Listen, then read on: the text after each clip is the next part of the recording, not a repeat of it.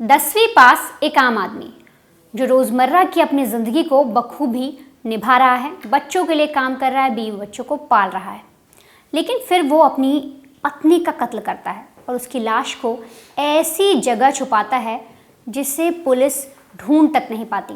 और कत्ल के 12 साल बाद भी पुलिस पूरी तरीके से उलझी हुई है कि आखिर उसने अपनी पत्नी की लाश को छुपाया तो आखिर कहाँ छुपाया।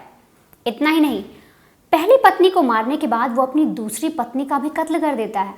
और तो और वो 10वीं पास आदमी लगातार पुलिस वालों को चकमा देता है, ना सिर्फ पुलिस वालों को बल्कि सीआईडी तक को बरगला देता है, सीबीआई तक के दिमाग के घोड़े खोल देता है। और तो और जो सीबीआई जो सबसे बड़ी जांच एजेंसी है उसके भी दिमाग को हिलाकर रख देता है। जब उसका नार्को टेस्ट कराया जाता है, लाई डिटेक्टर टेस्ट कराया जाता है, तो वो उसको भी फ्लॉप साबित कर देता है। पूरी तरीके से जो फिल्म आई थी दृश्यम, उसमें जिस तरीके से एक हीरो मर्डर करने के बाद उसे छुपाता है, इस शख्स ने भी कुछ ऐसा ही किया, लेकिन अंत में ये पकड़ा गया। पर किस तरीके से इसने पुलिस वालों को बरगलाया, सीआईडी को बरगलाया, साथ ही साथ सीबीआई को भी इसकी जांच करने में कुछ हाथ में नहीं लगा, कोई चीज़ सीबीआई तक नहीं समझ पाई। आखिर ये कैसे हुआ वो मैं आपको बताती हूँ।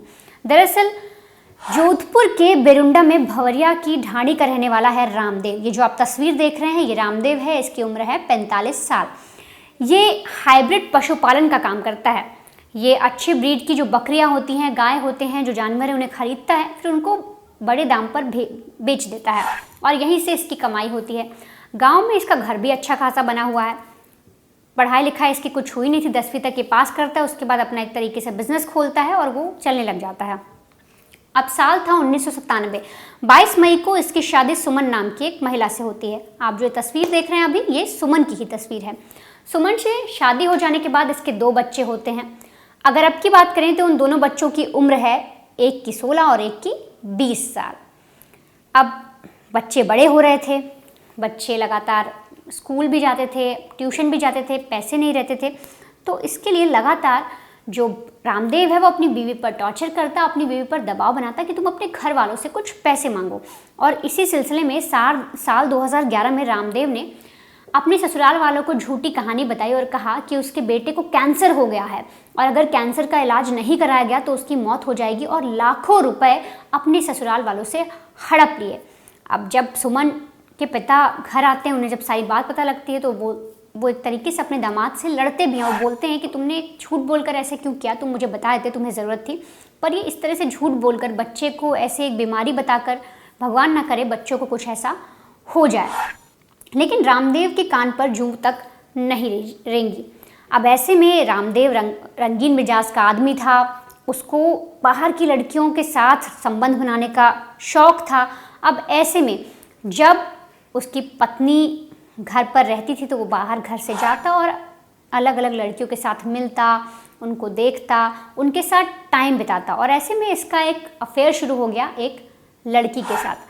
अब साल 2013 की बात है, सुमन को ये बातें पता चल जाती हैं और इस पर घर में फिर से बवाल मचता है। सुमन और रामदेव के बीच में बहुत ज़्यादा लड़ाई हो जाती है।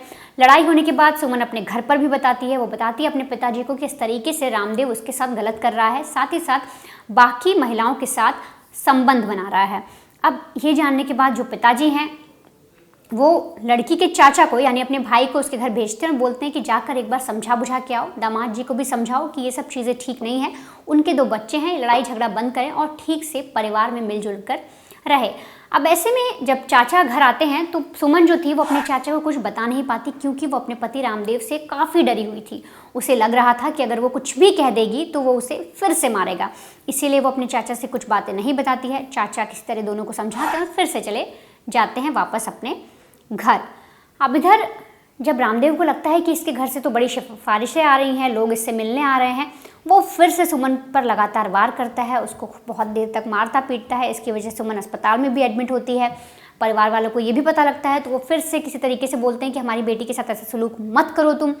लेकिन फिर कुछ दिनों बाद अचानक ससुराल की तरफ से एक कॉल जाता है सुमन के परिवार वालों को और कहा जाता है कि आपकी बेटी कई दिनों से लापता है, मिल नहीं रही। अब जो पिताजी थे उनके पैरों तले ज़मीन खिसक जाती है। वो बोलते हैं कि मेरी बेटी कहाँ जा सकती है। जो परिवार वाले थे सुमन की वो वापस अब बेटी के घर आते हैं वहाँ देखते हैं, पूछताछ करते हैं। जो रामदेव है यानी जो दामाद जी हैं उनसे पूछा जाता है तो वो बोलता है कि आपकी बेटी हमें नहीं पता कहाँ चली गई है, वो कहीं भाग गई और घर के सारे गहने और जेवरात भी ले गई है। अब ऐसे में जो पिताजी थे सुमन के, उन्हें पता लग जाता है कि हो ना हो रामदेव ने कोई चाल चली है, इसने मेरे बेटी के साथ कुछ गलत किया है, और इसी की एफआईआर वो थाने में दर्ज कराते हैं। लेकिन उससे पहले जो रामदेव है वो सोचिए इतना चालाक है, वो थाने में जाता है और अपनी बीवी के भागने की जो रिपोर्ट है वो दर्ज कराता है। साथ ही साथ वो ये भी एक एफआईआर दर्ज कराता है कि मेरी बीवी का उसके चाचा के साथ अफेयर है, और जो मेरी बीवी का बाप है यानी कि जो सुमन के पिताजी हैं वो उसके साथ गलत काम करना चाहते हैं, वो एक तरीके से उसे धंधे में लगाना चाहते हैं और उससे पैसा कमाना चाहते हैं, और इसीलिए मेरी बीवी भी भाग गई है। अब ये सारी चीज़ें जब वो एफआईआर में दर्ज कराता है तो पुलिस को कुछ समझ नहीं आता कि पिता आकर ये कह रहा है और पति आकर ये कह रहा है, लेकिन फिर भी पुलिस जाँच करती है, दोनों तरीके से जाँच होती है। और इधर सुमन लगातार गायब थी, किसी को कोई खबर नहीं थी। पुलिस के कई दिनों तक जांच पड़ताल कर लेने के बाद ये जो पूरा केस है ये सीआईडी को दे दिया जाता है। कहा जाता है इस पूरे केस की इन्वेस्टिगेशन करो और ठीक से पता लगाओ कि आखिर लड़की गई तो गई कहाँ। अब इन्वेस्टिगेशन होती है, सीआईडी अपने हाथ पैर मारती है, हर तरीके से पूछताछ करती है, लेकिन उसको भी कुछ नहीं मिलता। लगातार 2 साल तक सीआईडी जांच करती है। 2013 में सुमन गायब हुई थी, 13 से 14, 14 से 15 तक सीआईडी जांच करती है, लेकिन उससे कुछ नहीं मिलता। और इसके बाद जो सुमन के पिताजी हैं वो अर्जी अपनी आगे लगाते हैं, बड़े अफसर के पास लगाते हैं, और तब जाकर ये जो केस है ये सीबीआई को सौंपा जाता है साल 2015 में। सीबीआई जांच करती है तो सीबीआई को भी जो रामदेव है पूरी तरीके से बरगलाता है, वो बार बार कहानियाँ बदलता है। और इसके बाद जब सीबीआई ये बोलती है कि ठीक है हम आपका लाई डिटेक्टर टेस्ट कराएंगे, नार्को टेस्ट कराएंगे, तो उसके लिए भी वो मना करता है। लेकिन जब टेस्ट कराया जाता है तो ये रामदेव उसको भी एक तरीके से मात दे देता है, क्योंकि कत्ल हुए यानी कि जो पत्नी थी उसे गायब हुए या हत्या हुए उसको बहुत टाइम हो गया था, साल 2013 की बात थी। और इधर जो सीबीआई है उसके पास 2015 में एक केस आता है, तो कितना लंबा समय बीत गया था और इसमें कोई भी ऐसे सबूत नहीं थे, बॉडी किसी को पता नहीं थी, अगर मर्डर हुआ था तो कोई चीज़ किसी के सामने नहीं थी, बहुत लंबा समय बीत गया था, सबूत नहीं थे पूरे तौर पर, और पुलिस ने जो जमा भी किए थे वो पूरे नहीं थे, और इसीलिए सीबीआई भी इस केस को सॉल्व नहीं कर पाती है। और 2018 तक सीबीआई लगी रहती है। आप सोचिए 2013 में होता है, 2018 तक लगातार वो लगी रहती है। 5 साल तक जो पुलिस वाले हैं, जो सीआईडी है, जो सीबीआई है, वो जूझती रहती है, लेकिन उन्हें सुमन के बारे में कुछ अपडेट नहीं मिलती। तो ऐसे में रामदेव को पता लग जाता है कि अब तो उसका कोई भी कुछ बिगाड़ नहीं सकता। अब इधर वो नई नई लड़कियों से फिर से मिलने लगता है, और ऐसे में ही 2018 में उसका एक अफेयर हो जाता है एक इंदिरा नाम की लड़की के साथ, और साल 2018 में ही वो लड़की बालिग भी होती है। अब अफेयर हो जाने के बाद जब वो बालिग हो जाती है तो रामदेव उसे घर से भगा लाता है। जब वो उसे घर से भगा कर लाता है तो इंदिरा के परिवार वाले आते हैं, वो बोलते हैं आप हमारी बेटी को छोड़ दो, तो तुमसे बहुत छोटी है। लेकिन तब इंदिरा भी अपने माता पिता के साथ नहीं जाती।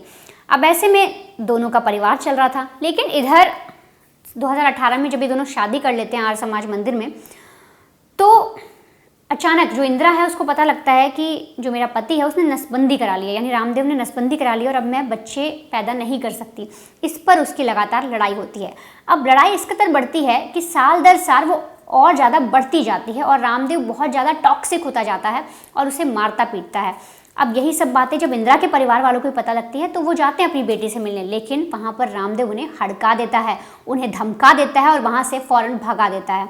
अब ये सब हो जाने के बाद चीज़ें लगातार बढ़ती जा रही थी, लड़ाइयाँ बढ़ती जा रही थी, और ऐसे में ही 13 मार्च को जो रामदेव है वो अपनी पत्नी इंदिरा को कीटनाशक पिला देता है, जिससे उसकी हालत बिगड़ जाती है, वो अस्पताल में एडमिट होती है। ये सारी बात जब परिवार वालों को पता लगती है इंदिरा के, वो भी अस्पताल जाते हैं। लगातार इलाज चलता है, पूछताछ होती है, और 18 मार्च को हाल ही में जो इंदिरा है वो अपना दम तोड़ देती है। अब ऐसे में परिवार वाले पूरा इल्ज़ाम लगाते हैं, वो कहते हैं कि हमारे दामाद रामदेव ने ही पत्नी को मार दिया है, या अपनी पहली पत्नी के साथ भी ऐसा कर चुका है। और इधर जब पुलिस उस जो रिपोर्ट दर्ज कराते हैं इंदिरा के परिवार वाले, उस पर एक्शन लेती है, उससे पहले एक दूसरे थाने में जो रामदेव है उसने एक और एफआईआर दर्ज करवा दी थी। उसने एफआईआर दर्ज करवाई थी कि मेरा एक दुश्मन है, उसका वो नाम लिखवाता है और कहता है उसने मेरी बीवी से रेप करने की कोशिश की, इसीलिए मेरी बीवी ने डर के मारे कीटनाशक जहर पी लिया और इस वजह से उसकी मौत हुई। अब जब पुलिस दोनों तरह से फिर जांच करती है तो इस बार उसको अरेस्ट कर लेती, क्योंकि रेप के कोई साक्ष्य नहीं मिलते, ऐसा दुश्मन का कोई जिक्र नहीं मिलता, और इसीलिए उसे अरेस्ट कर लेती है, पूछताछ की जाती है। तो कुछ पुलिस वाले बताते हैं कि ये तो पहली पत्नी का केस भी इसका चला था साल 2013 में, वो भी अब तक सॉल्व नहीं हुआ।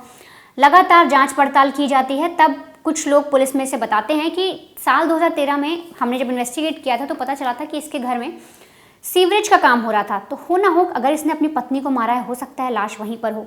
अब इससे पूछताछ की जाती है तो पता लगता है कि इसने अपनी पहली पत्नी का कत्ल किया है, लेकिन बॉडी कहाँ है ये अब तक किसी को पता नहीं चलता। और दूसरी पत्नी का भी कत्ल ये करता है, उसको जहर पिलाकर। अब ऐसे में पुलिस, जहाँ पर साल 2013 में इसके घर पे सीवरेज का काम किया गया था, वहाँ पर 16 फीट गहरी खुदाई करवाती है। 24 घंटे तक खुदाई चलती है, लेकिन पुलिस वालों के हाथ कुछ नहीं लगता, कोई बॉडी नहीं लगती। और ये सब हो जाने के बाद भी इसने 2013 में कत्ल किया, पहली बीवी की अब तक बॉडी नहीं मिली है। इसने इस तरीके से उसे छुपा दिया है और अब ये पुलिस के सामने वो कबूल भी नहीं कर रहा। दूसरी पत्नी की मौत हो गई है। और इस शातिर आदमी का प्लान देखिए कि जब जब इसने अपनी पत्नी का कत्ल किया, पहली पत्नी का कत्ल किया, तो खुद से एफआईआर दर्ज करा दी ताकि इस पर कोई शक ना करे, और झूठी एफआईआर बना दी कि इसकी पत्नी का इसके चाचा के साथ अफेयर था। और जब दूसरी बीवी का कत्ल करता है तो एक मनगढ़ंत दुश्मन लेकर आ जाता है और रेप जैसी झूठी कहानी लगाकर पुलिस के पास जाकर फिर से एफआईआर दर्ज करा देता है, ताकि जब ये केस ओपन हो या जब केस की इन्वेस्टिगेशन हो रही हो तो पुलिस का इस पर शक ना जाए। पुलिस को ये लगे कि ये तो अपनी पत्नी से बहुत प्यार करता है, इसकी पत्नी ने खुद ही मौत को गले लगा दिया, या फिर पहली वाली जो पत्नी है वो खुद भाग गई। और इस तरीके से ये 10वीं पास जो शातिर है, ये पुलिस को बरगलाता रहा, सीआईडी को बरगलाता रहा, सीबीआई तक को इसने एक तरीके से घनचक्कर बना दिया। लेकिन अब जाकर जब इसकी दूसरी पत्नी की मौत होती है तो पुलिस इसे अरेस्ट करती है। अब इससे पहली पत्नी को लेकर भी पूछताछ की जा रही है और पुलिस वालों का कहना है कि वो जल्द ही पता लगा लेंगे कि इसने अपनी पहली पत्नी की लाश को कहाँ छुपाया है।